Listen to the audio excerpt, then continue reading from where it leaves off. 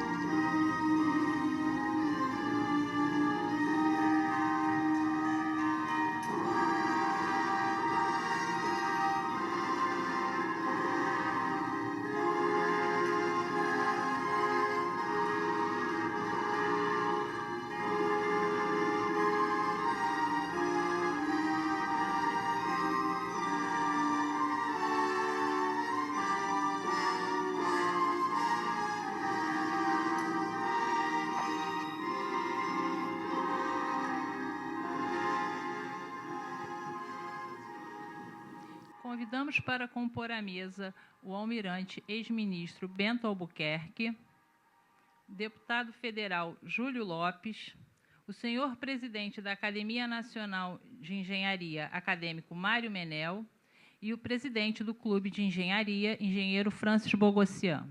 Solicitamos ao excelentíssimo vice-presidente da ANE, acadêmico Nelson Martins, que conduz a nova acadêmica Mariângela Hungria da Cunha ao recinto.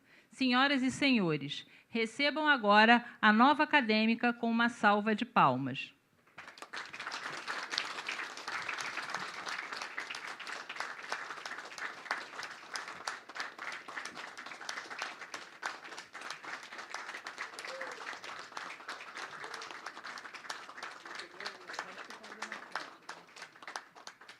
Convidamos a todos para que, em posição de respeito, possamos ouvir o hino nacional brasileiro.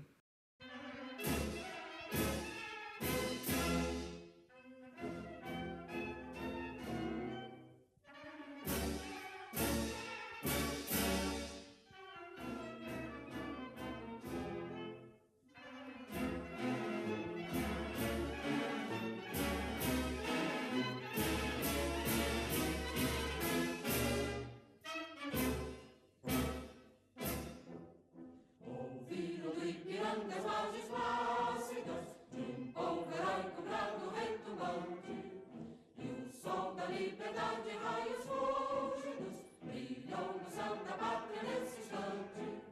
Se o penhor dessa igualdade conseguimos conquistar com braço forte, eis que eu sei, ó liberdade, desafia o nosso peito à própria morte.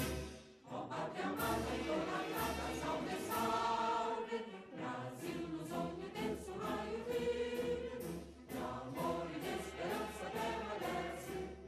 Se em teu formoso céu risonho límpido, a imagem do cruzeiro resplandece. Gigante pela própria natureza, és bela, és forte, pálido, um colosso, e o teu futuro espelha essa grandeza, terra adorada, entre outras vilas do Brasil, a pátria amada, dos filhos deste sol és mãe gentil, pátria amada, Brasil.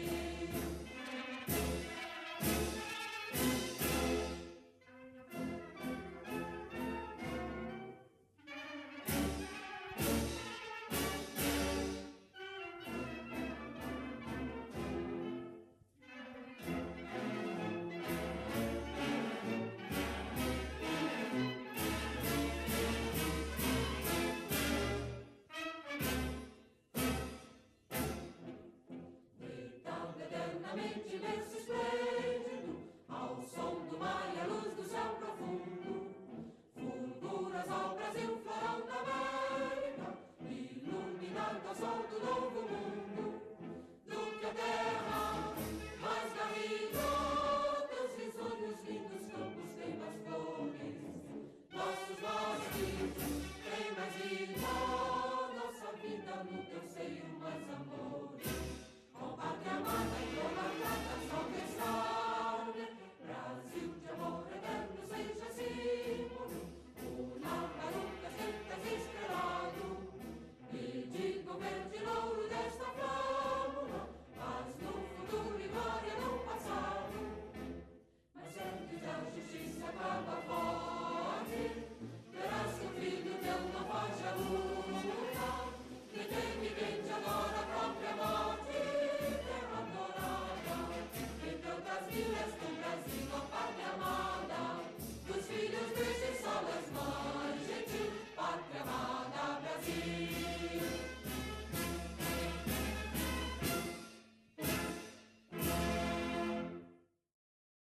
Antes de darmos início aos nossos ritos, convidamos a todos para, em posição de respeito, observarmos 1 minuto de silêncio em memória dos acadêmicos falecidos e uma homenagem especial ao almirante de esquadra Júlio Soares de Moura Neto, falecido este ano, grande amigo e incentivador desta academia.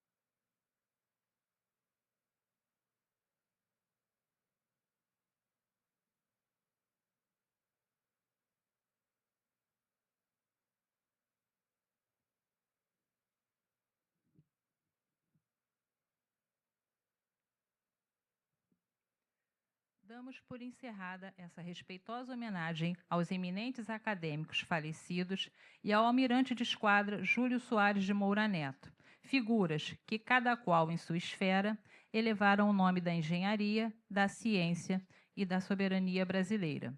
Gostaria de registrar com muita honra a presença do excelentíssimo senhor almirante de esquadra Bento Albuquerque, ex-ministro de Minas e Energia, e convidá-lo para fazer uma saudação ao almirante Júlio Soares de Moura Neto. Podem sentar.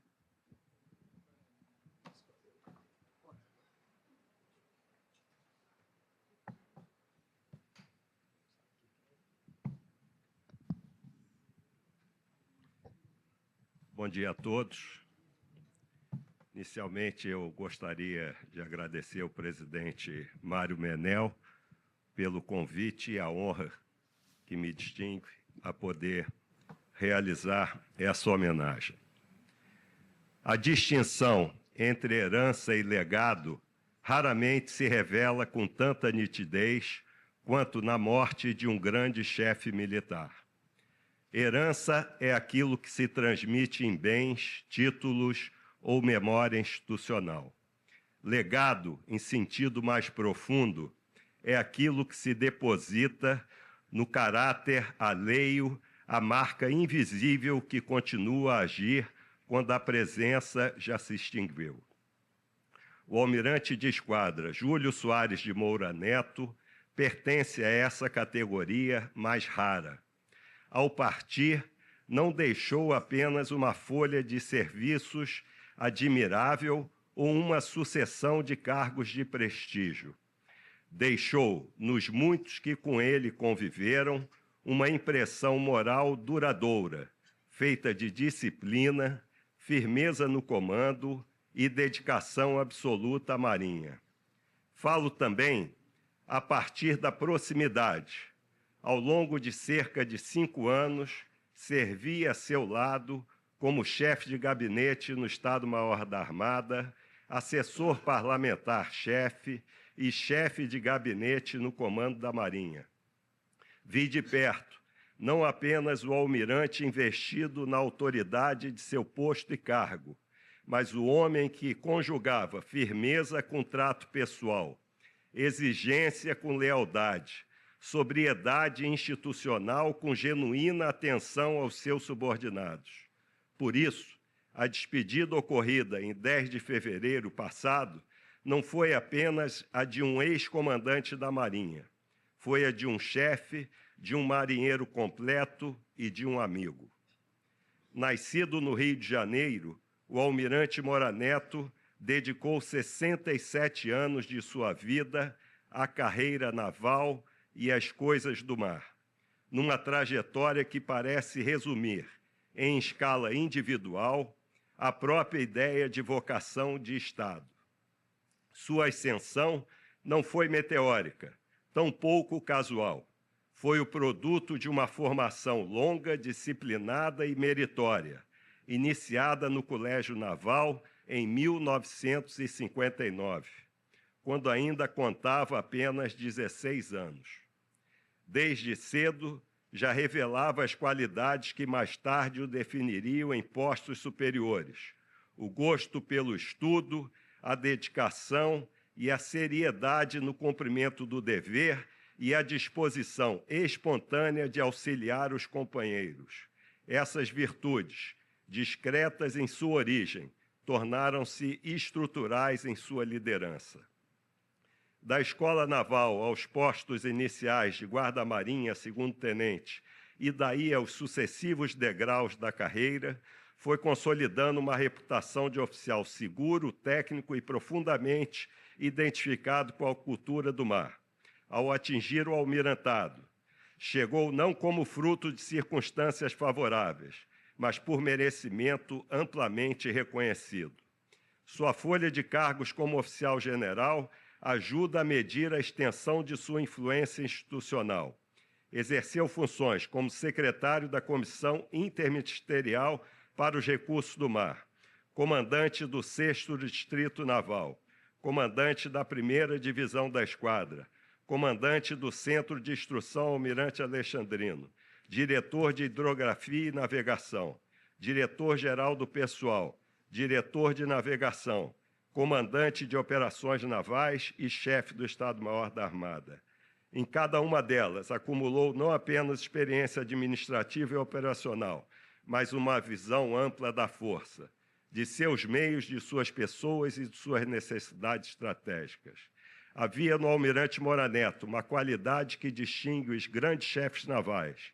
Ele compreendia que uma marinha não se mede apenas pelo número de navios que põe no mar, mas pela coerência entre missão estratégica, capacidade material e moral da força. Os números de sua própria singradura simbolizam essa identidade profunda com a vida embarcada. 1.589 dias de mar e 7.683 dias de embarque. coroando uma biografia profissional legitimamente marinheira, reconhecida, entre outras distinções, pela medalha Mérito Marinheiro 4 âncoras de prata. Foi, porém, no período em que comandou a Marinha do Brasil, de 2007 a 2015, que sua obra ganhou contornos históricos mais nítidos. Seu comando coincidiu com uma fase em que o Brasil procurava redefinir sua posição estratégica, ampliar a consciência sobre seu espaço marítimo e dotar suas forças armadas de projetos compatíveis com a dimensão do país. O almirante Moura Neto mostrou-se especialmente apto a conduzir essa travessia, combinando liderança firme, senso de prioridades e habilidade para equilibrar a modernização tecnológica com a valorização do elemento humano. Nesse período, consolidaram os projetos que marcaram de modo duradouro a agenda naval brasileira. Entre eles, sobressai o Programa de Desenvolvimento de Submarinos, concebido como um dos pilares da capacidade dissuasória nacional. Ao lado dele, ganhou relevo a estruturação conceitual estratégica da Amazônia Azul, expressão que ajudou a traduzir para o público e para o Estado brasileiro a imensa extensão e a importância econômica, ambiental e geopolítica do espaço marítimo sob responsabilidade nacional. O almirante Moura Neto compreendeu com clareza rara que soberania no mar não é abstração, exige presença, meios, doutrina e visão de longo prazo. Sua atuação foi também decisiva na reestruturação do Ministério da Defesa e no processo que levou à elaboração e aprovação da Estratégia Nacional de Defesa. Dessa arquitetura estratégica decorreram iniciativas estruturantes para a Marinha, entre elas o Plano de Articulação e Equipamentos e projetos como o ProSub, ModSub, ProSuper, Cisgaes e Mansup, além da reestruturação do Corpo de Fuzileiros Navais e da aquisição de novos meios navais, aeronavais e anfíbios. Visto em conjunto, esse esforço não representa apenas um programa de reequipamento, mas a tentativa de alinhar a Força Naval a uma concepção moderna de defesa condizente com a estatura e os interesses do Brasil. No plano internacional, seu comando também ampliou a presença da Marinha Brasileira, a participação em fóruns, operações, exercícios com marinhas amigas, projetou a força em ambientes estratégicos relevantes, reforçando sua credibilidade externa.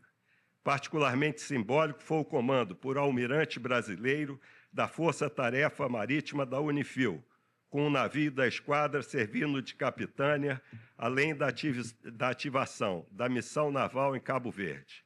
Esse movimento expressava mais do que diplomacia militar, revelava uma marinha interessada em atuar como instrumento de presença, cooperação e prestígio internacional. Mas seria incompleto retratar o almirante apenas como comandante dos grandes programas e das grandes decisões. Um dos traços mais marcantes de sua gestão foi a atenção constante ao fator humano, em uma instituição naturalmente orientada pela hierarquia e pela disciplina. Ele jamais perdeu de vista a centralidade da família naval. Essa prioridade manifestou-se em várias ações, entre as quais se destaca a criação do Departamento das Voluntárias Cisne Branco. O gesto não era periférico, traduzia sua convicção de que a solidez de uma força militar repousa também no amparo social, no sentimento de pertencimento e na coesão entre seus quadros e suas famílias.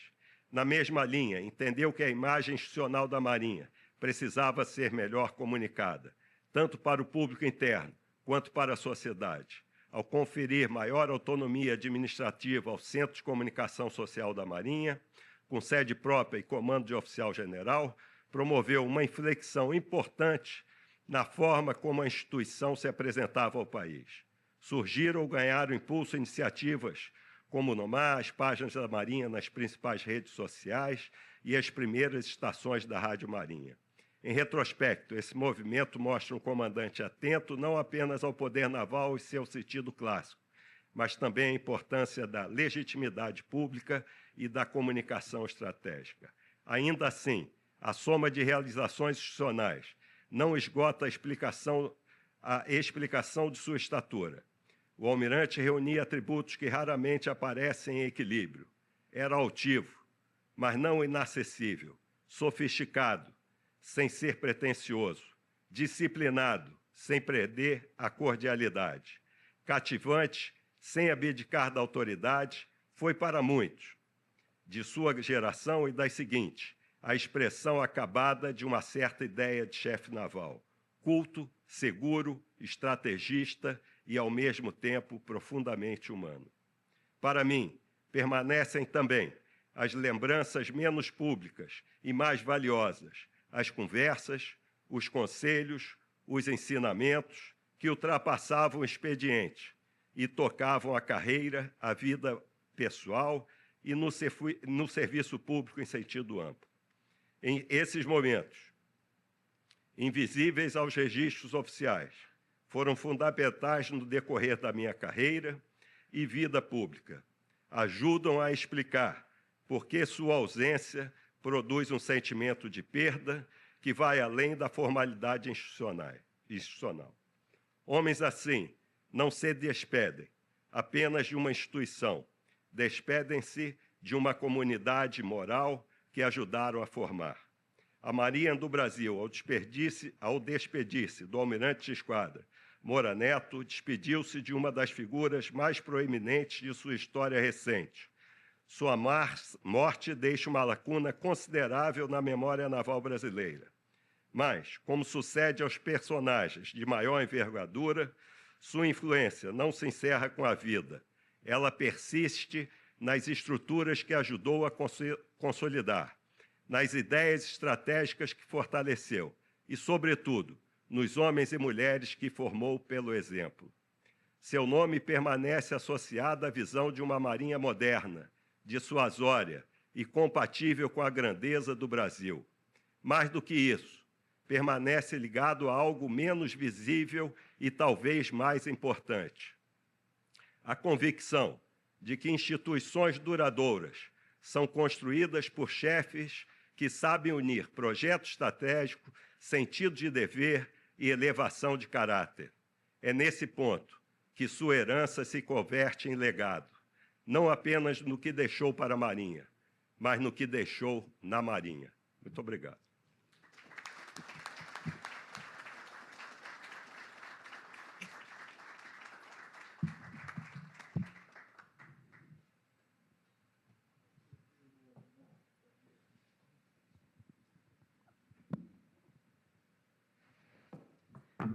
Convidamos o excelentíssimo senhor Mário Menel, presidente da Academia Nacional de Engenharia, para fazer a abertura de nossa sessão solene de celebração pelos 35 anos da Academia Nacional de Engenharia, posse da nova diretoria e posse da nova membro titular, Mariângela Hungria da Cunha.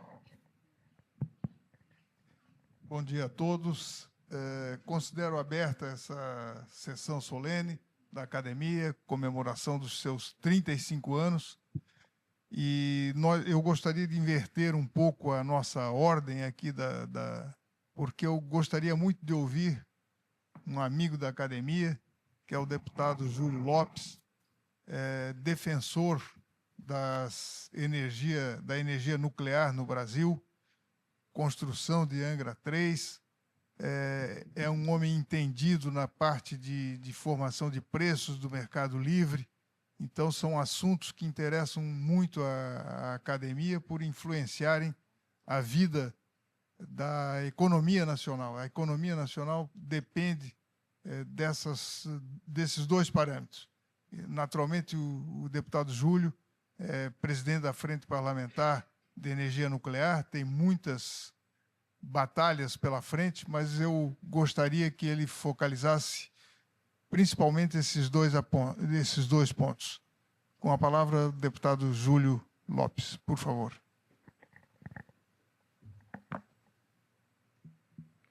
Menel, bom dia. É uma enorme honra estar nessa academia na comemoração desses 35 anos. É algo que eu, como educador, como professor, não posso deixar de parabenizar e exaltar. Acho que a militância dos senhores, a sobrevivência dos senhores E a existência dessa academia dignifica, honra e enobrece o país. Muito obrigado pelo exercício cotidiano do saber e da proteção nessa tão importante academia. Quero cumprimentar o Bento aqui, que me sucedeu nessa tribuna, dizer da minha amizade e admiração aqui pelo Francis Bogossian, que ao longo de tantos anos de vida me brindou com sua amizade. Quero cumprimentar, Mário Menel, todos aqui os componentes dessa diretoria, o Mário Menel da Cunha, o Flávio Miguel de Melo, o Eduardo Torres Serra, a Maria Elvira Pinheiro Macera, Guilherme Jorge de Moraes Velho, Maria do Carmo Martins Sobral, Emílio Canazulli Matsuo. Quero também aqui citar meu amigo Paulo Alcântara, que militamos e trabalhamos muito juntos, por quem tenho grande admiração.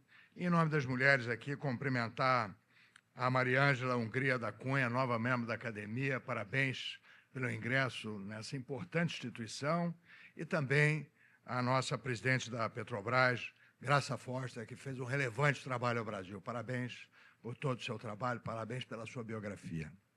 Amigos, na realidade, tenho militado muito para que nós possamos recuperar a engenharia nacional, que tem, na energia nuclear, um dos seus mais belos aspectos.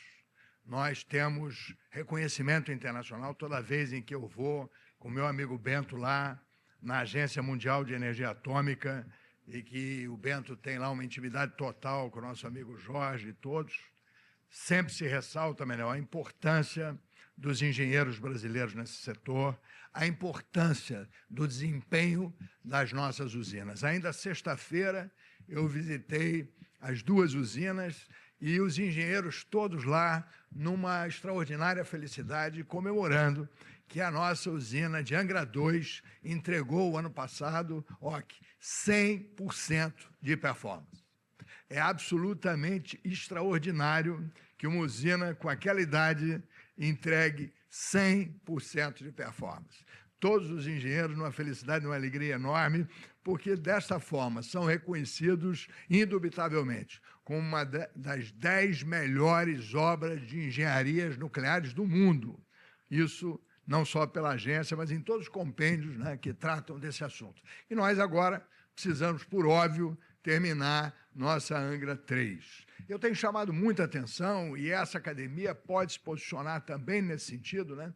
O leilão de capacidade agora, Franço, acabou, Graça, de contratar 1,007 giga de capacidade ao custo de 40 bilhões de reais, longe do centro de carga do país, quando nós temos a Angra 3 pronta para terminar, com o Project Finance todo equacionado pelo BNDES, com 25 bilhões de custo.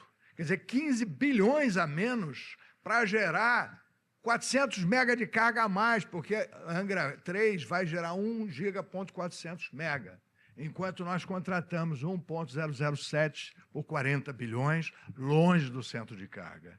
Quer dizer, a localização de Angra é algo absolutamente extraordinário e, mais uma vez, o governo ultrapassa essa possibilidade ao custo de 100 milhões mensais da manutenção daquela obra parada. Foi importante porque levei os meus colegas lá e aí, como eu dizia ao Bento, uma coisa é nós falarmos, a outra coisa é eles irem lá e ver que só falta praticamente a colocação da cúpula, todos os equipamentos eletromecânicos comprados, e isso eu tenho insistido, a usina de Angra 3 será uma usina muito, muito moderna. Aqueles que são inimigos da obra que dizem que ela nasce uma usina velha. Não é verdade. Todos os seus equipamentos digitais nem sequer foram ainda licitados. Portanto, toda a parte operacional, toda a parte de direção da usina, ela será de última geração, assim como é aquela que está na Finlândia, que é a irmã gêmea dela, da mesma tecnologia, dos mesmos fabricantes, dos mesmos contratos, e que já está responsável por 4% de toda a energia da Finlândia. Então, eu quero muito o apoio dos senhores nessa militância, porque tenho convicção de que isso é um avanço enorme para a engenharia, para o conteúdo e para o saber brasileiro. Estamos propondo na Câmara, através da nossa frente, um novo projeto para a área nuclear do Brasil, integrando desde a prospecção do urânio, onde nós temos uma das maiores reservas do mundo, até o seu aproveitamento posterior, ou seja, a reciclagem do urânio no final da linha.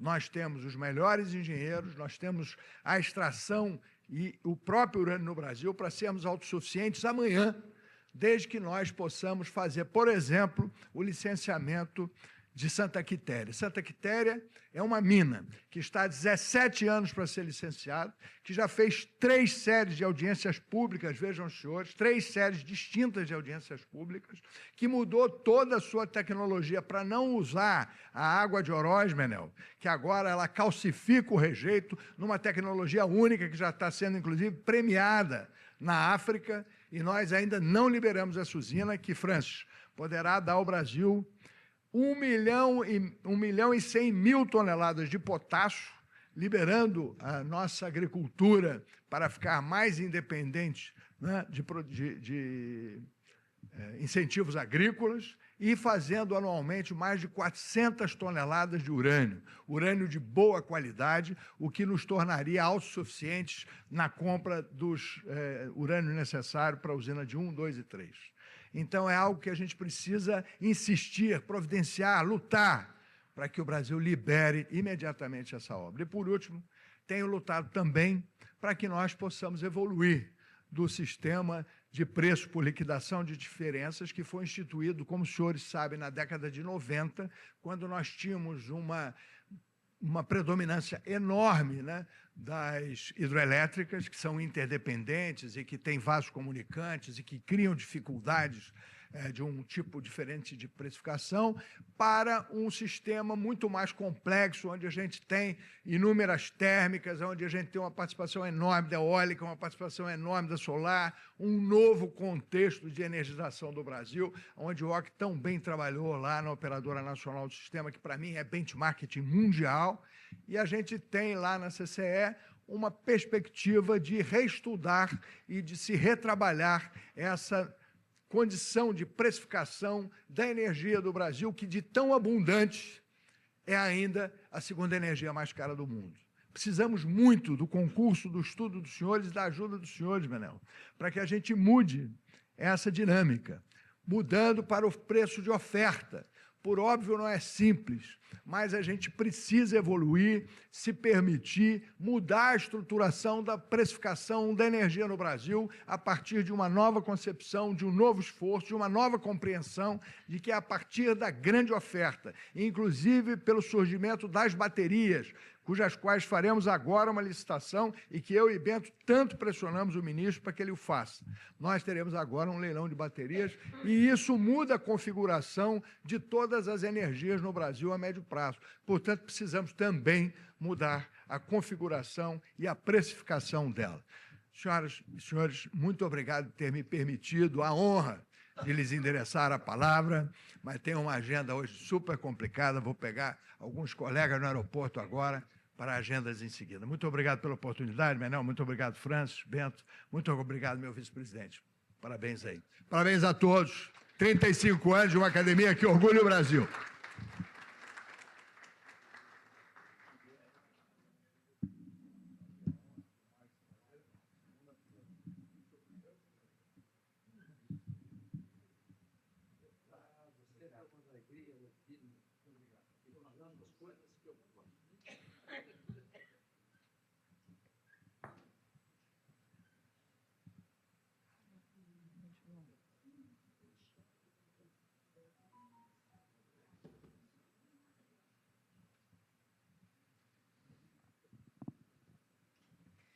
Senhoras e senhores, em abril de 2026, a Academia Nacional de Engenharia atinge um marco histórico. São 35 anos de uma trajetória pautada pela ética, pelo rigor técnico e pelo compromisso inabalável com o desenvolvimento soberano do Brasil. Mais do que uma efeméride, celebramos hoje 3 décadas e meia de uma instituição que se consolidou como referência de inteligência estratégica da engenharia nacional. Para honrar essa história e os ilustres acadêmicos que a construíram, convidamos a todos para assistirem ao nosso vídeo institucional comemorativo.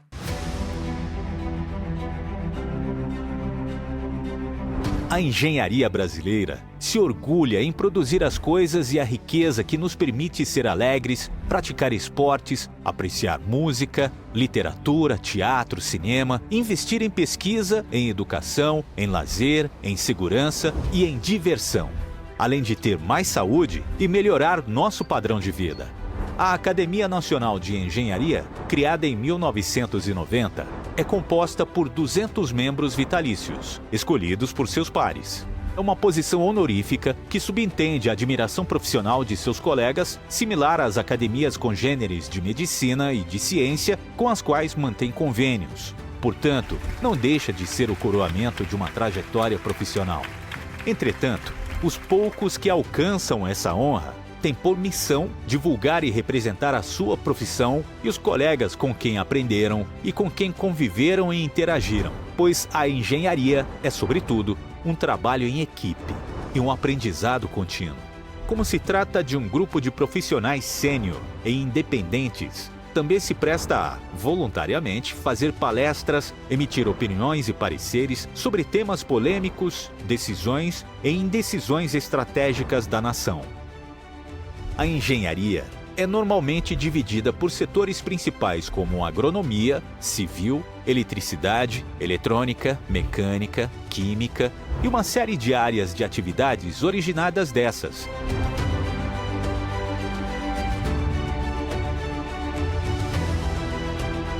Como o próprio nome diz, engenheiros são pessoas engenhosas, capazes de encontrar solução para diversos problemas e aumentar a produtividade, propiciando à população a oportunidade de atividades lúdicas igualmente importantes ao ser humano e à cultura de um país para que se torne uma nação.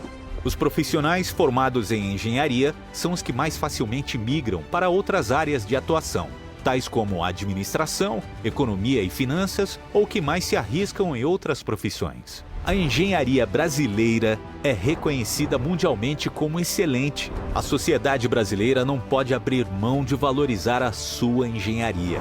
Durante sua vida profissional, em geral extremamente ativa, o engenheiro quase não tem tempo de se apresentar, de divulgar seus feitos, de se valorizar, de se promover, de cuidar de sua autoestima e ocupar seu espaço em nossa sociedade. Essa é uma das funções da ANE.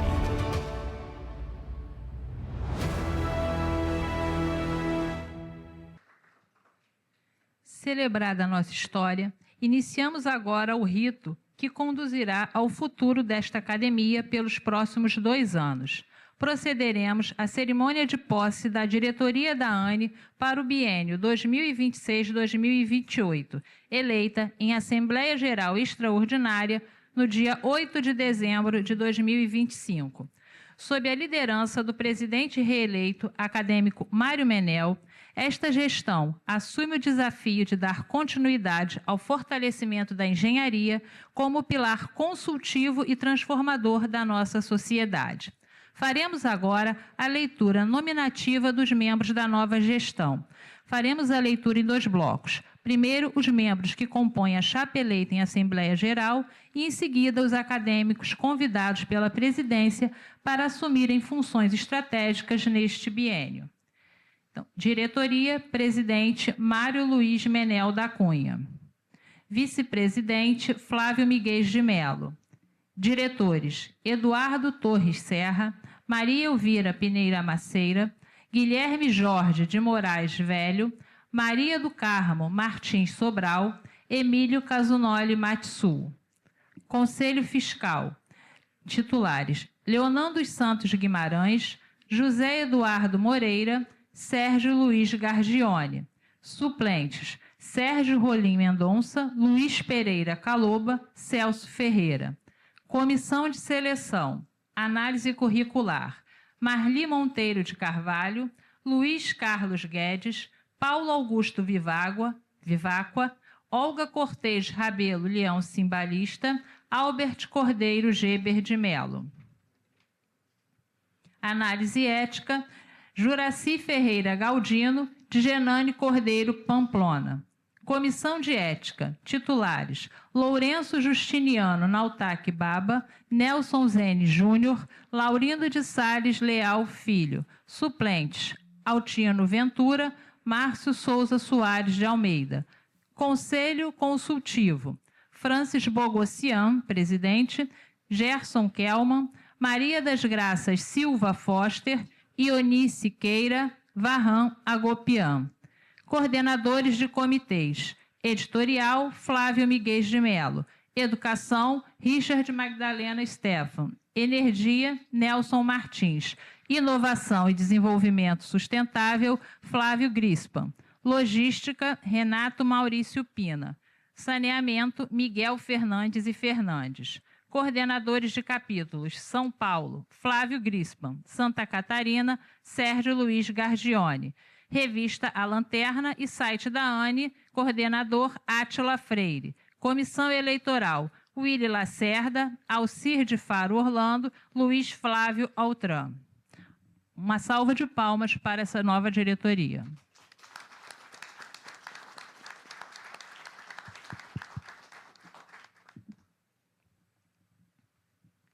Neste momento de transição e celebração da nossa história, a Academia Nacional de Engenharia expressa seu profundo reconhecimento aos diretores que dedicaram seu talento e esforço na última gestão. Convidamos para receberem uma singela homenagem da Academia: Alcir de Faro Orlando,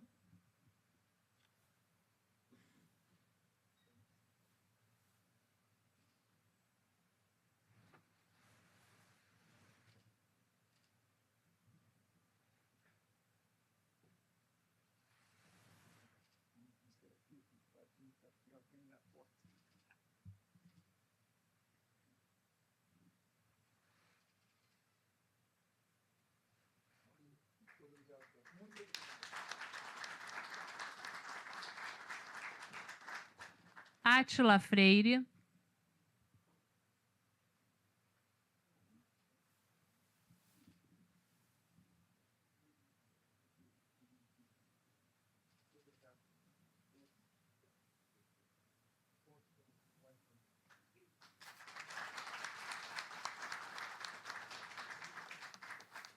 Nelson Martins.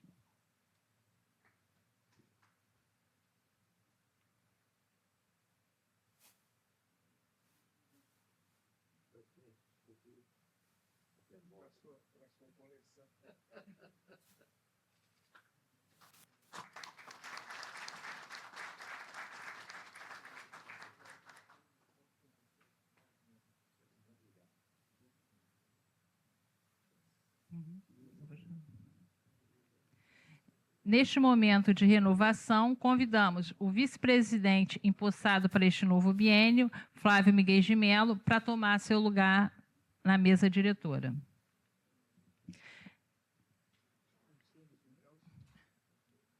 Registramos também nossa homenagem e agradecimento ao acadêmico Laurindo Leal, que não pôde estar presente hoje, mas a quem enviamos nosso reconhecimento pelo trabalho realizado.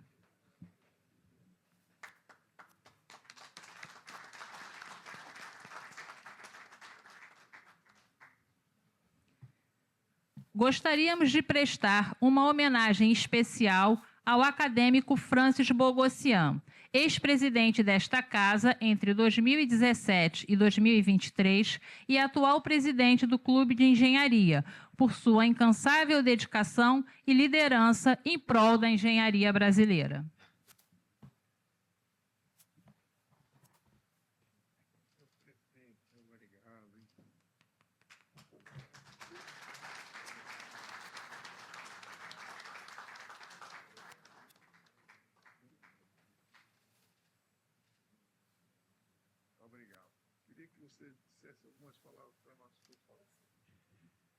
Bom, eu só me resta agradecer essa homenagem, que é importante para mim, e dizer que eu espero um dia vir a merecer essa homenagem, porque eu acho que ainda não mereço, já é uma homenagem adiantada. Eu vou trabalhar para vir a merecer efetivamente essa homenagem. Muito obrigado, presidente, muito obrigado a todos.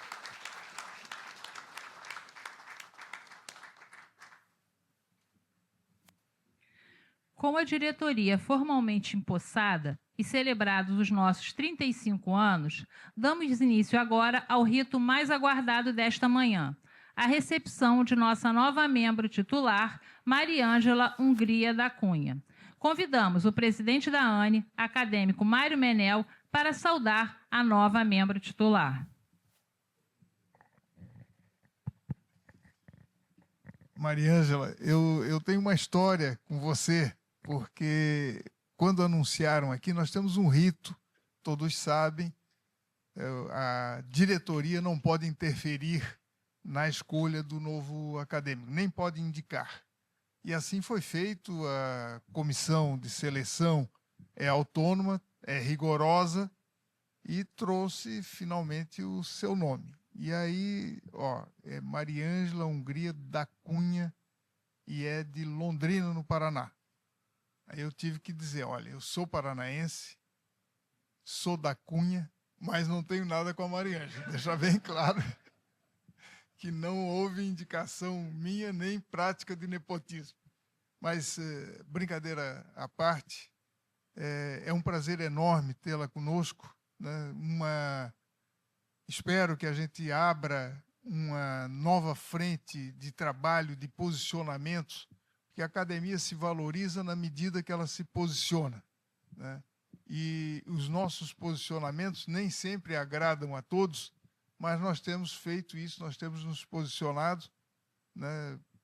Por exemplo, tarifa de Itaipu, ministro Bento, nós temos nos posicionado contrários à manutenção de um valor elevado, quando nós poderíamos ter um valor mais baixo em benefício da sociedade, da competitividade da indústria brasileira, e nós temos nos pronunciado, isso é notório, a imprensa registra esse tipo de coisa. Também gostaria de dizer que posicionamentos nossos, por exemplo, em termos de mineração de terras raras, nós formamos um comitê interno aqui, formado por um grande professor emérito da USP, que é o Laurindo Leal, e também aqui o nosso Eduardo Serra, e eles participaram de aprimoramentos do marco legal das terras raras.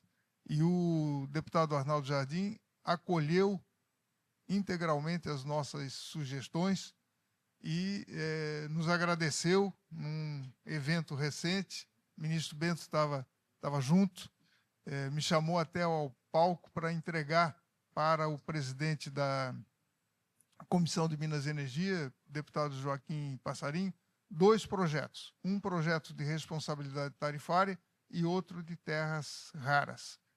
Os dois, houve uma participação da academia, o primeiro da parte de tarifas, né, responsabilidade tarifária, baseado na lei de responsabilidade fiscal, criar também uma lei de responsabilidade tarifária contra o aumento desregrado de subsídios que está distorcendo toda a parte de preços de energia elétrica no Brasil. Então, nós fizemos essa recomendação e ele aceitou, o deputado Arnaldo Jardim, grande deputado Arnaldo Jardim, aceitou e valorizou bastante a participação da academia. Então, na área de agronomia, de pesquisa de alimentos, nós não temos uma atividade nesse momento. E eu espero que você possa dinamizar, porque é uma coisa fundamental para o Brasil.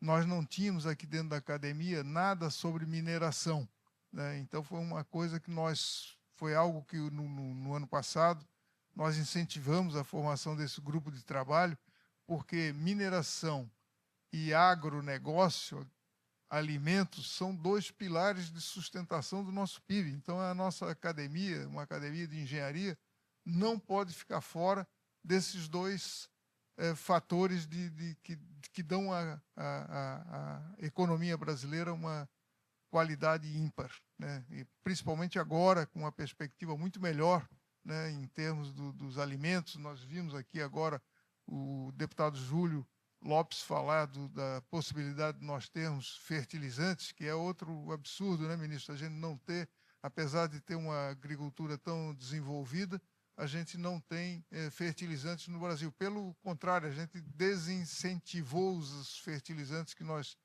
tínhamos no Brasil.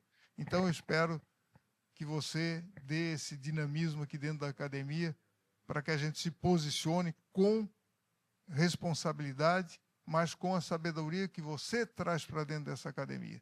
Então, seja muito bem-vinda, meus parabéns. Eu queria que o Nelson conduzisse agora e fornecesse o colar da Mariângela, que o colar é o símbolo nosso de integração à academia. Por favor, Nelson.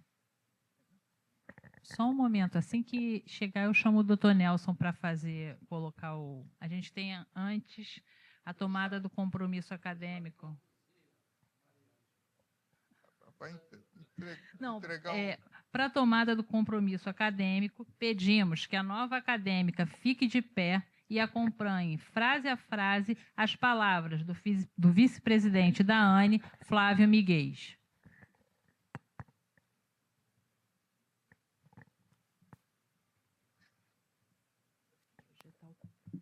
Eu, engenheira, na qualidade de membro titular da Academia Nacional de Engenharia, solenemente prometo respeitar e fazer respeitar o Estatuto, o regimento e as decisões da Academia Nacional de Engenharia. Solenemente prometo respeitar e fazer respeitar o Estatuto, o regimento e as decisões da Academia Nacional de Engenharia. Prometo pugnar pelo seu engrandecimento e colaborar nas suas atividades. Prometo pugnar pelo seu engrandecimento e colaborar nas suas atividades. Prometo cultivar o sentimento de fraternidade e lealdade para com meus pares. Prometo cultivar o sentimento de fraternidade e lealdade para com meus pares.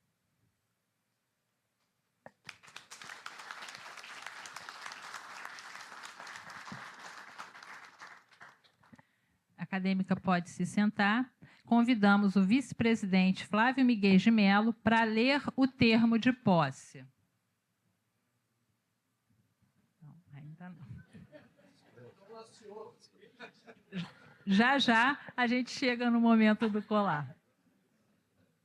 A Academia Nacional de Engenharia reuniu-se em sessão solene no dia 13 de abril de 2026 para dar posse como membro titular da Academia Nacional de Engenharia à engenheira agrônoma eleita em Assembleia Geral Extraordinária no dia 25 de março de 2026, atendidas as formalidades estatutárias e regimentares vigentes. Neste momento, tomará posse a nova membro titular da Academia Nacional de Engenharia. Solicitamos agora ao vice-presidente Flávio Miguel de Mello que faça a apresentação formal da nova acadêmica que ocupará a cadeira 97, que tem como patrono Ilmar Medeiros Silva. Pedimos à nova acadêmica que, ao ouvir seu nome, dirija-se à mesa para assinar o termo de posse e receber do acadêmico Nelson Martins a imposição do colar acadêmico. Até que enfim, Nelson. Bom, a engenheira Mariângela Hungria da Cunha, doutora em agronomia e pesquisadora da Embrapa desde 1982. E eu soube hoje que quem te convidou para a Embrapa foi a Joana Doberheiner, que todos nós temos muitas saudades dela.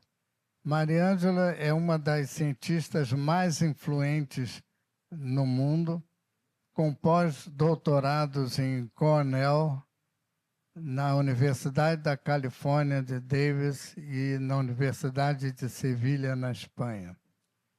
Sua liderança em biotecnologia do solo revolucionou a agricultura brasileira com tecnologias aplicadas em mais de 20 milhões de hectares. Membro da Academia Mundial de Ciências e também da Academia Brasileira de Ciências, foi condecorada com a Gran Cruz da Ordem Nacional do Mérito Científico. Sua trajetória de excelência é coroada por distinções de prestígio global, como o World Food Prize e o Prêmio de Eminente Engenheira no ano passado. Líder da NCT Microagro e colaboradora da Fundação Bill e Melinda Gates, Mariângela une ciência de ponta à sustentabilidade, sendo uma referência internacional para engenharia e agronomia. Mariângela vai ocupar a cadeira 97, cujo patrono é Ilmar Medeiros da Silva. Ilmar foi meu professor e acredito que do Paulo Gomes também, que está aqui presente. E tem mais gente que também foi formada pelo Ilmar. Ilmar dava aulas de física e principalmente de termodinâmica. Ele teve uma atuação profissional muito vasta e principalmente no CEMPES, que é o Centro de Pesquisa da Petrobras. Está aqui a nossa querida presidente, e teve uma missão muito grande de formar tantos engenheiros, e eu sou muito agradecido a ele pela formação que ele me deu. Portanto, esse, Mariângela, é um resumo do seu patrono.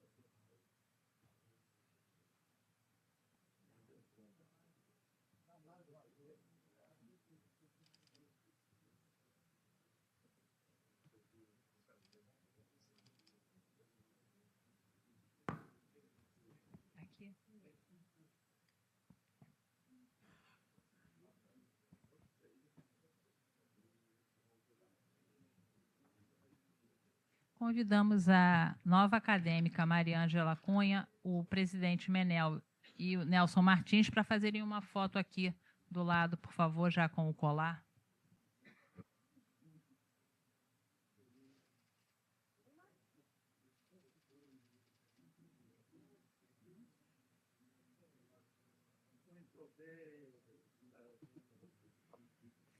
E agora,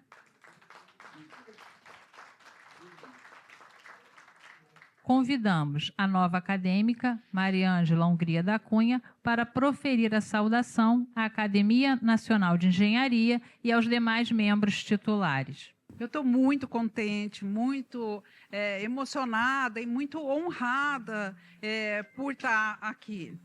Aqui, de quem é essa aqui?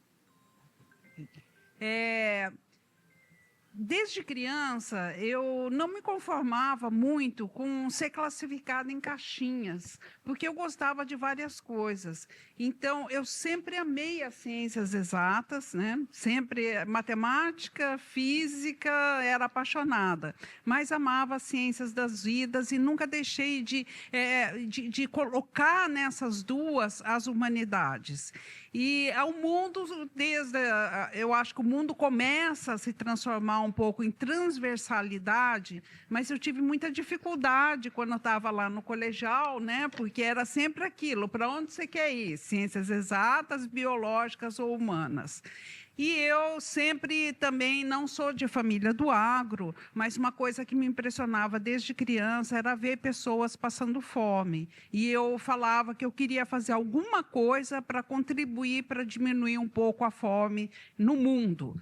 E também desde os 8 anos eu tinha lido lá, minha avó me deu um livro da vida dos microbiologistas e eu achei aquela coisa de microscópio, de ver os seres invisíveis ao olho nu, fantástico, eu tinha decidido fazer microbiologia. Então, o que eu ia seguir? Eu não queria deixar as ciências exatas, não queria deixar as matemáticas, as físicas, que eu amava, e eu queria produzir alimentos. Então, eu acho que a vida realmente me presenteou com essa profissão, que foi a engenharia agronômica. E eu tenho muito orgulho, eu sei, as pessoas às vezes falam, agrônomo, eu falo, não, eu sou engenheira agrônoma, eu estudei para ser engenheira agrônoma. E o que eu acho? Eu acho assim, que a engenharia, a formação de engenharia que eu recebi, me deu toda a estrutura dos números, dos cálculos, de até como conduzir pesquisas com uma capacidade muito melhor para conduzir as pesquisas da vida. E a vida, a agronomia, as plantas, no meu caso, os micro-organismos também, me deram toda essa parte da biologia para transportar a biologia para os números. E não deixei as humanidades de lado, porque se hoje falam muito em ciência cidadã, ciência participativa, nossa, eu acho que isso aí foi para mim desde o primeiro dia que eu me tornei uma profissional. Por quê? Que eu sempre chamei, sempre ouvi o agricultor, e o agricultor sempre foi minha fonte de inspiração para resolver os problemas. Porque de nada adianta a gente estar fechado num laboratório, num escritório, a gente tem que estar conectado com a realidade. Eu até falo que o agricultor deveria ser meu coautor, né? Ou às vezes até autor principal na maioria dos trabalhos, porque foi ele que me deu a inspiração para prosseguir. Eu me sinto muito honrada de estar aqui no Rio de Janeiro, porque foi aqui que eu comecei a minha vida profissional. Eu vim, tinha essa mulher famosa, né, a mais famosa do Brasil, doutora Joana Dobereiner, também famosa internacionalmente, numa época que ninguém considerava a microbiologia do solo. Daí eu falei, não, é lá com essa mulher que eu tenho que ir lá fazer doutorado. Né? Eu fiz graduação e mestrado na Exalc, em Piracicaba, e falei, não, é para lá que eu vim. E tive a oportunidade de conhecer essa mulher fantástica, essa mente brilhante, muito além do seu tempo, que 8 meses depois que eu estava aqui me convidou para ser, me contratou para ser uma pesquisadora da Embrapa e abriu para mim essa oportunidade que eu falo que foi incrível de estudar os biológicos na agricultura. Por que isso aqui é mais importante do que nunca e é onde eu quero falar que eu quero dar contribuição para a engenharia? O nosso país ele é feito de paradoxos, né? Por exemplo, hoje a gente produz que é possível sustentar quase 1 bilhão de pessoas no mundo inteiro. E nós temos pessoas com insuficiência alimentar grave no país. Diminuiu, na Covid eram 33 milhões de pessoas em insuficiência alimentar grave. O que essa classificação indica? Aquela pessoa que acorda e não sabe se vai ter uma refeição no dia. Num país que produz para 1 bilhão de pessoas, esse paradoxo que a gente está tentando resolver, que precisa de todas as ciências e vários ramos da engenharia, porque não é só como eu sonhava criança, não vou produzir alimentos, resolver o problema da fome do mundo. Não, isso aí é 30% do problema. Em todas as políticas públicas, educação, comunicação. E outro paradoxo muito grande que a gente tem, e é onde eu quero atuar aqui na engenharia, é o setor de nutrição das plantas. Por quê? Porque nós estamos num país onde a agricultura é responsável por 1/3 do PIB, Tá? Agricultura em larga escala requer fertilizantes e nós estamos importando 85% dos fertilizantes que nós temos. Potássio, que foi citado aqui, nós importamos 95% do potássio que nós usamos. Isso é um absurdo do absurdo. E como que nós podemos... E nós temos, eles falaram do brilhantismo dos engenheiros em Angra 2. Nossa, nós temos um brilhantismo de cientistas brasileiros. É incrível. Eu nunca vi um povo mais criativo. Até na própria ciência, eu falo que a gente não faz ciência, faz milagre, né? Porque fazer o que a gente faz com o dinheiro que eles dão, não conheço nenhum país do mundo que faça isso. Mas à frente de recuperar, né, nós temos que explorar as nossas reservas, nós temos reservas de potássio, rochas pouco solúveis de fósforo, mas podemos trabalhar nisso. Agora a gente elaborou o Plano Nacional de Fertilizantes, né, onde é de recuperação, reativação das indústrias. A Petrobras tem indústria lá em Araucária, que estava fechada, agora está lá recuperando, mas não é assim que você fecha uma indústria e daí você vai lá só abre. Nossa, precisa toda remodelação da indústria, é muito dinâmico esse processo, e é uma coisa que demora 2, 3 anos para vir. Um absurdo ter sido fechado lá em Araucária, no Paraná. Então, temos todos isso. Aqui no SEMP vai ser criado, está sendo elaborado o hub de fertilizantes, porque não é só os fertilizantes tradicionais, eles são muito ineficientes. A gente perde, quando coloca no campo, 50% do nitrogênio, perde... 85% do fósforo fica fixado no solo, 50% do potássio. E também entra aí essa nova frente que finalmente as pessoas perceberam, na qual eu atuo, os micro-organismos como aliados dos fertilizantes. Então, nós, com os micro-organismos, nós temos processos que podem aportar diretamente, como é o caso da fixação biológica do nitrogênio, né? Minha herança aí, que eu prossegui o trabalho da doutora Joana Doberani, para ter ideia do impacto econômico e ambiental. Só no caso da soja, que é a minha cultura chefe, né? Eu também trabalho com outros, mas minha principal cultura, eu estou no centro de soja. O ano passado, não colocando fertilizantes nitrogenados na cultura da soja, graças a toda essa pesquisa aí de 40, 50 anos, selecionando essas bactérias para contribuírem biologicamente com o nitrogênio, só na última safra nós economizamos 26 bilhões de dólares. E tão importante quanto isso, deixamos de emitir 260 milhões de toneladas de CO2 equivalente por não estar usando nitrogênio, que é o mais poluente, tá? 1 quilo de N equivale a 10 quilos de CO2 equivalente, e que importamos 85% em preço de dólar, e que agora nem está chegando por causa da o conflito no Oriente Médio. Mas também outros micro-organismos que estamos vendo trabalhando de modo conjunto com os fertilizantes. Como? Estamos numa frente de micro-organismos produzindo fito-hormônios, que aumentam muito o crescimento das raízes. Com isso, a planta absorve mais água, nutrientes e consegue até aproveitar melhor os fertilizantes que colocamos. Além de micro-organismos que ajudam na solubilização de rochas menos solúveis de fósforo e de potássio que nós temos. Então, esse Plano Nacional do Fertilizante também tem toda a parte dos biológicos. Isso é crucial. É uma coisa de soberania nacional. Eu que estou com os agricultores, fica aquele pavor, o que eu vou fazer, não vai ter fertilizante, é para apavorar mesmo. Porque como que pode um país que a agricultura é tão importante estar totalmente dependente de receber fertilizantes do exterior?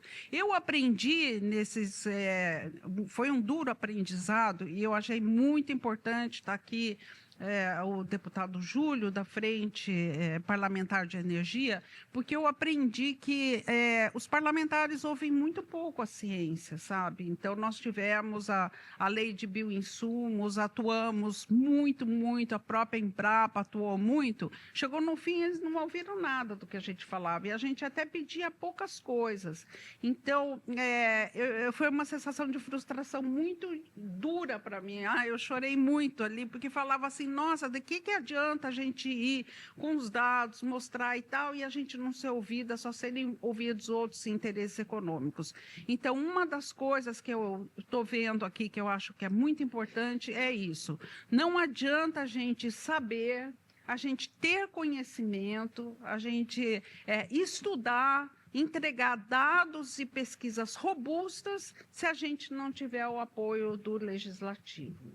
Então, isso aí é uma coisa que eu fiquei muito contente de ver aqui e acho que a gente realmente tem que atrair e convencer, né? Eu chorei, mas no dia seguinte eu estava lá, já não, eu vou continuar, tal, porque não é possível. Se a gente tem que convencer essas pessoas, a gente precisa convencer. Mas hoje o legislativo tem um poder muito grande no país e eles ouvem pouco as ciências, as pessoas que têm fundamentação de tecnologia, de tudo, e eu espero também que essa seja uma frente atuante e me comprometo se a gente conseguir progresso nessa parte de nutrição de plantas, como engenharia agronômica, junto com todas as outras engenharias, porque entram todas as engenharias, né, nas novas tecnologias de fertilizante, construção de novas fábricas, eu vou me sentir muito gratificada e extremamente honrada por estar aqui, por ser mulher, né? Nós,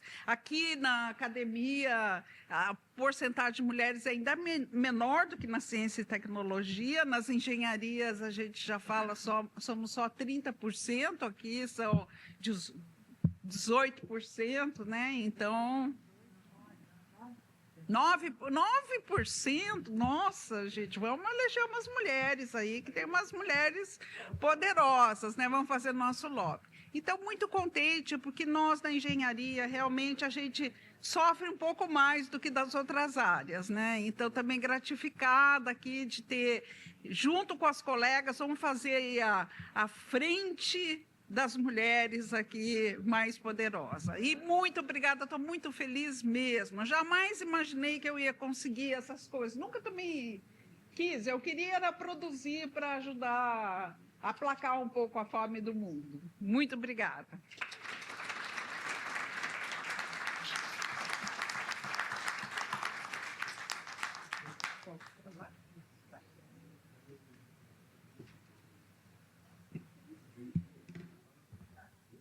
Gostaríamos de registrar e agradecer a presença de entidades que nos prestigiam nessa manhã. Saudamos a participação do senhor Newton Duarte, presidente executivo do COGEM, José Eduardo Poiares Jardim, presidente do Instituto de Engenharia, Eliette Busquela, diretora científica da FAPERJ, professora doutora Patrícia Torres Bossa, vice-presidente da ABC para a região do Rio, senhor Rogério Cirilo Gomes, dirigente do Núcleo Regional do Rio de Janeiro, do Comitê Brasileiro de Barragens, senhor Maurício Erlich, diretor de Relações Institucionais da Associação Brasileira de Mecânica dos Solos, e do senhor César Cunha Pacheco, diretor tesoureiro da ABCM, Associação Brasileira de Engenharia e Ciências Mecânicas, do senhor Luiz Sioc, da UEC. Também agradecemos as gentis palavras enviadas pelos representantes das entidades parceiras que nos saudaram por ocasião desta posse e do nosso 35º aniversário. Secretaria de Ciência, Tecnologia e Inovação do Estado de São Paulo, na pessoa do secretário Varran Agopian, CREA Santa Catarina, na pessoa de sua presidente Fernanda Maria Félix, Diretoria de Ensino, Pesquisa e Desenvolvimento do Exército, na figura do general Armando Morado Ferreira. Convidamos o excelentíssimo senhor Francis Bogossian para suas considerações finais. Bom, eu só queria falar como presidente aqui do Clube de Engenharia, Em primeiro lugar, agradecendo ao presidente e à diretoria de ter aceito o convite para fazer essa solenidade aqui no Clube de Engenharia. Nós nos sentimos honrados. Queria lembrar também que o Clube de Engenharia, a Academia Nacional de Engenharia, nasceu aqui no Clube de Engenharia por proposta do professor Antônio José da Costa Nunes, que foi o meu primeiro e único patrão.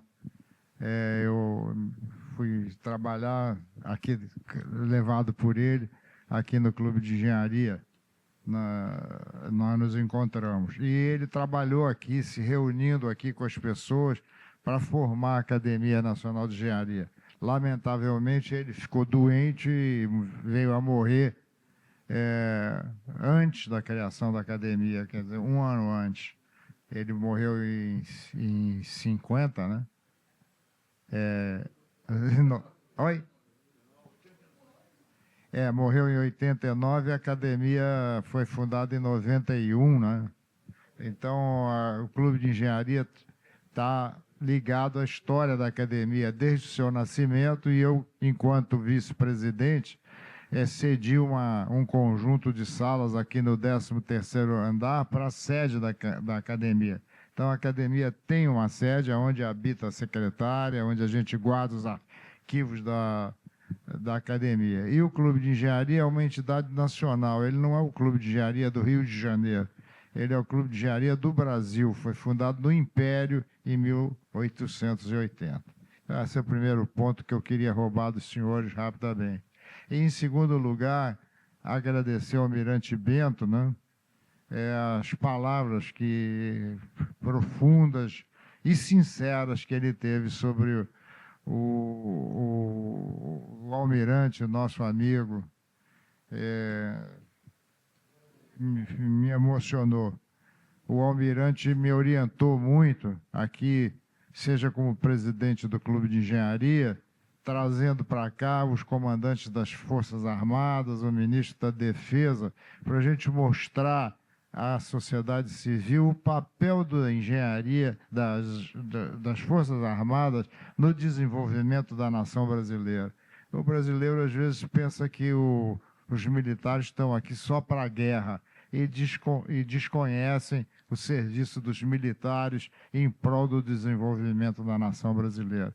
Então, eu acho que foi contundente o almirante Bento ter sido convidado para aqui estar e ter proferido essa profunda palestra. Também na academia, ele me ajudou, desde a vice-presidência, né? Eu tive 6 anos de vice e 6 de presidente, colocando a academia sem ônus de qualquer espécie, colocando a Marinha do Brasil sem ônus de qualquer espécie para a Academia Nacional de Engenharia.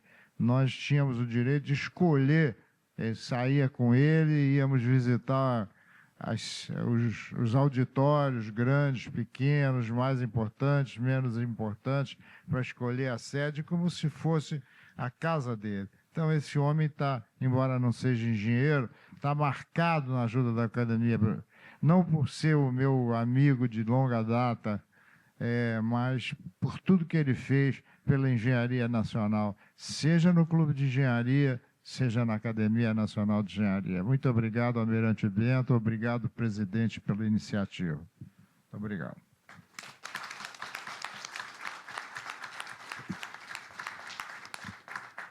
Antes de passarmos a palavra para o encerramento ao presidente da Academia, Mário Menel, pedimos aos membros da nova diretoria que se aproximem para que a gente possa fazer uma foto.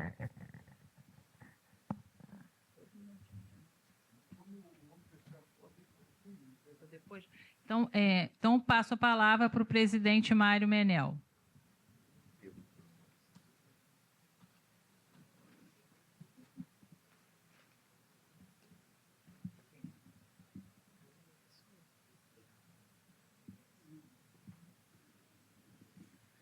Eu tinha preparado um discurso com 10 laudas, mas eu vou poupá-los e vou falar de improviso. Eu acho que é hora de agradecer, né, nesse momento. Nós temos que agradecer ao ministro Bento por ter comparecido aqui e feito essa homenagem para o grande amigo nosso, enaltecido também pelo presidente Francis, que foi o almirante Moura Neto.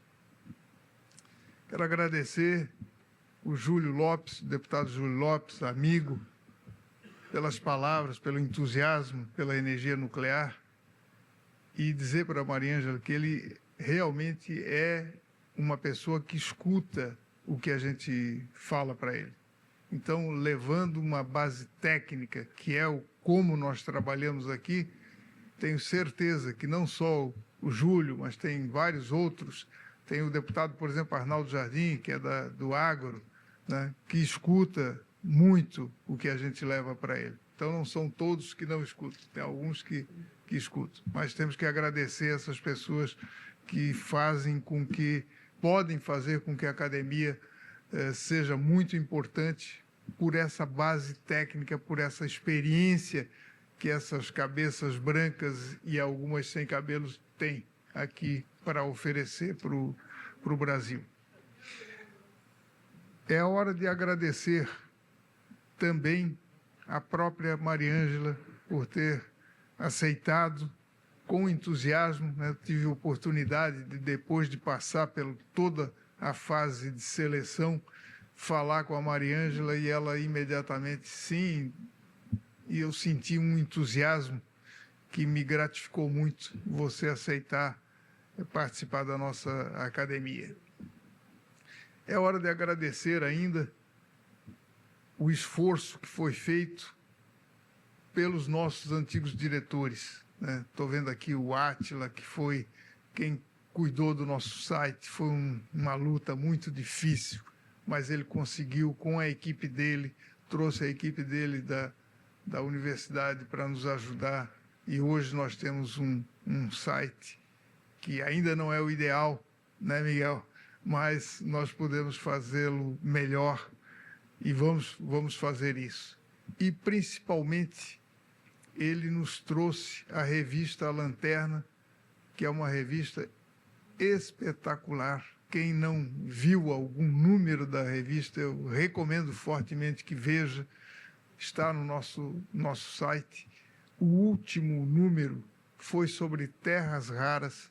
Tem sete artigos e ali, lendo, eu soube que terras raras não são nem terras nem raras. Está lá escrito num dos artigos que me deixou fascinado pela revista como um todo. Mas recomendo realmente que a gente tenha acesso a essa revista, é muito interessante. Mas não é hora só de agradecer, é hora também de registrar. A Andréa fez o registro de todos os presentes, mas, em particular, eu queria registrar a presença do meu amigo Newton Duarte, que é presidente de uma das associações mais importantes do setor elétrico, né, e se deslocou de São Paulo para cá para participar da nossa posse. Obrigado, Newton.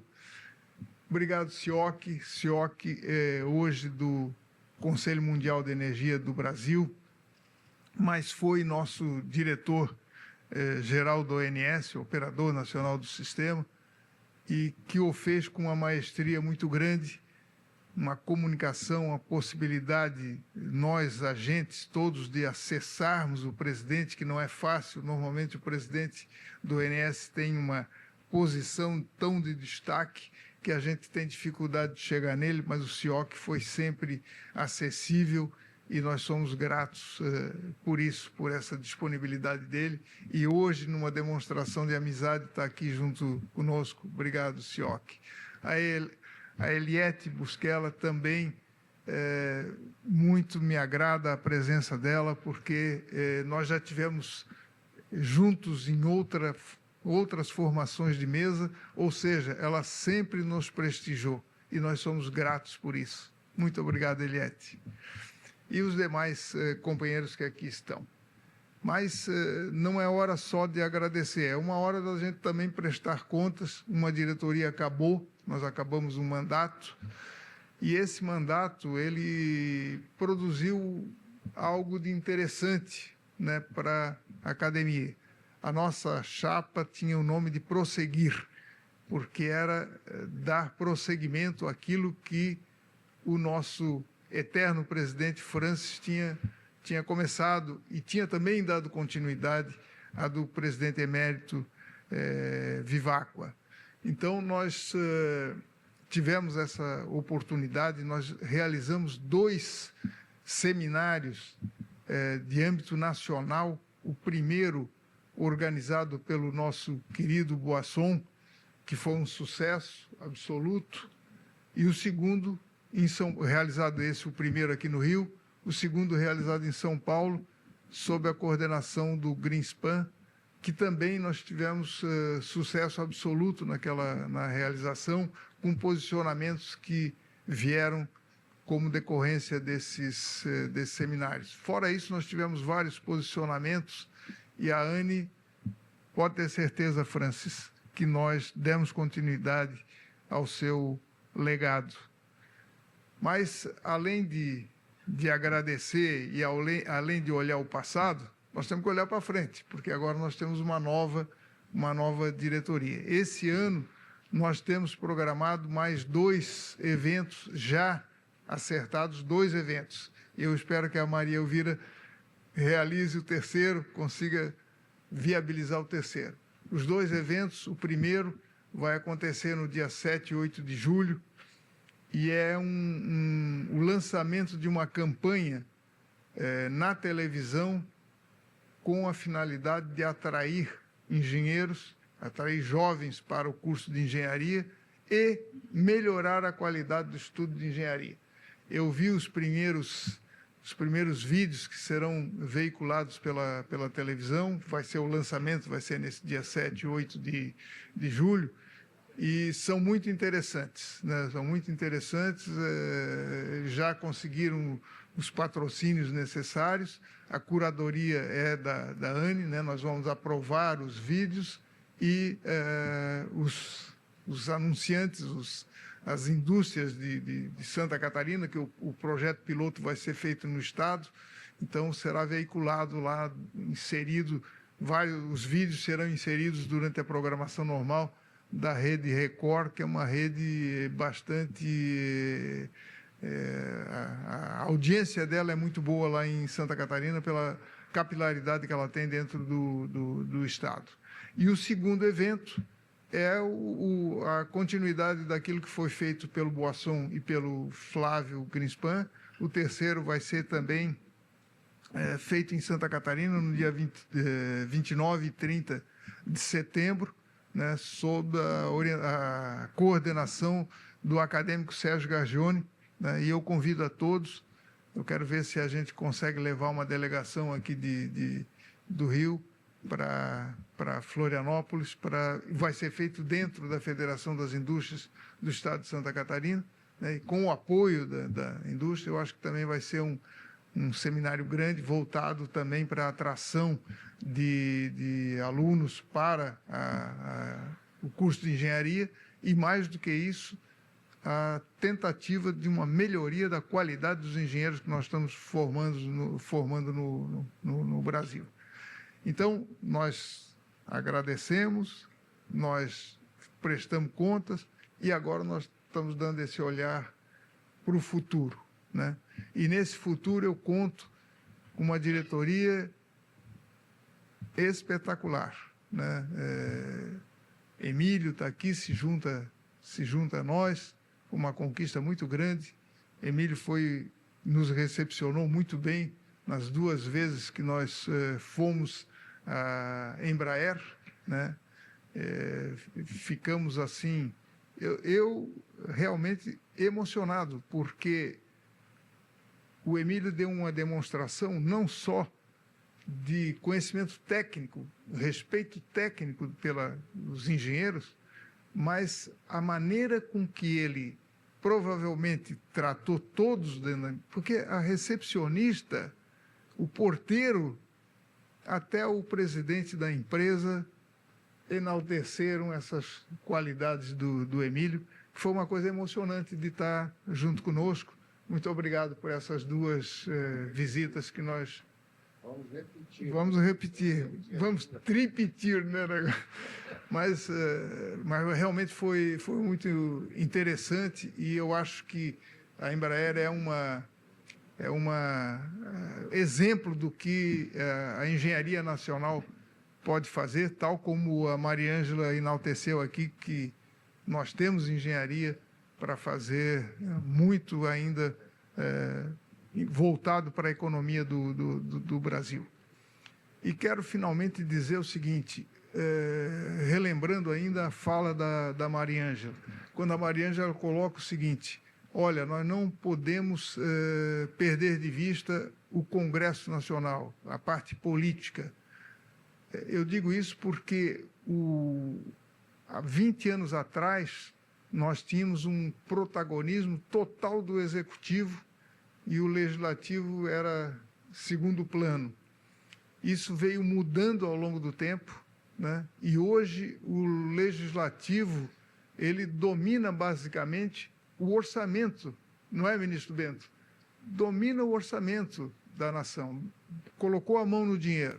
Ao colocar a mão no dinheiro, eu questionei um deputado na CNI, numa solenidade na CNI, num debate na CNI, eu perguntei para ele por que desse protagonismo, Albert, do Legislativo. Diz ele, olha, não adianta vocês reclamarem ou lembrarem dos tempos passados. Veio para ficar. Foi o Arnaldo Jardim, nosso deputado Arnaldo Jardim. Esse protagonismo veio para ficar. Então, vocês se adaptem a essa nova circunstância. E é isso que nós estamos fazendo. Então, olha, não tem jeito de combater, querer. Então, nós estamos levando os nossos posicionamentos num caminho direto, né? Passamos, naturalmente, pelo Executivo, e o Executivo nos incentiva, inclusive, a levar esses posicionamentos ao Legislativo. Então, esse protagonismo veio para ficar, nós temos que nos adaptar, estamos nos adaptando e estamos usando a nosso favor, né? Então, eu falei projeto de terras raras e o projeto de responsabilidade tarifária foi um projeto que veio eivado de, inclusive, inconstitucionalidades. E graças a um esforço das associações, das nossas associações aqui que participam do FASE, que nós conseguimos apontar para o deputado autor do projeto que, olha, aqui tem um problema sério. E ele acolheu, né, você viu, Bento, que ele acolheu todas as sugestões nossas. Bom, mas eu prometia que não ia falar as 10 laudas, já estou na 9ª, mas eu gostaria de concluir agradecendo a todos vocês por estarem aqui presentes. Nós temos um almoço em seguida, que eu espero que vocês nos acompanhem, né, nesse momento. E prometo uma coisa para vocês, nós vamos trabalhar muito, a academia vai trabalhar, porque nós fomos elevando, Francis, a altura da vara ser pulada. E agora ela está alta. Quando fica mais alto, mais difícil é ultrapassá-la. Mas nós temos essa missão, né, com os nossos coordenadores de comitês, com as nossas comissões e com a nossa diretoria, nós temos chances de ultrapassar essa marca que já está alta. Então, mais uma vez, agradecer a presença de todos e convidá-los para um almoço de confraternização agora. Obrigado a todos. 24º andar. E, mais uma vez, todas as dependências, inclusive do 24º, agradecer a cessão desses ambientes pelo Francis. Muito obrigado, Francis.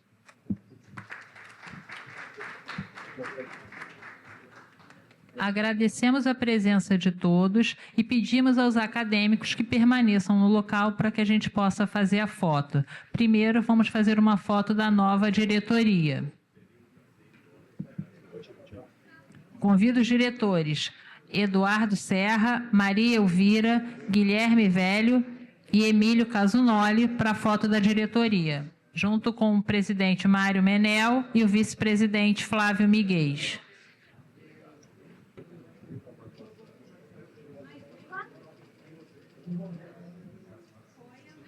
Convidamos agora os demais integrantes da gestão desse biênio para se aproximarem para a foto. Professora Djanane, professora Graça, doutor Altino, Djalma, professor Albert, Richard, professor Miguel. A gente vai fazer depois a geral para todo mundo. Você quer fazer logo a geral? Por favor, todos os acadêmicos se aproximem para a foto.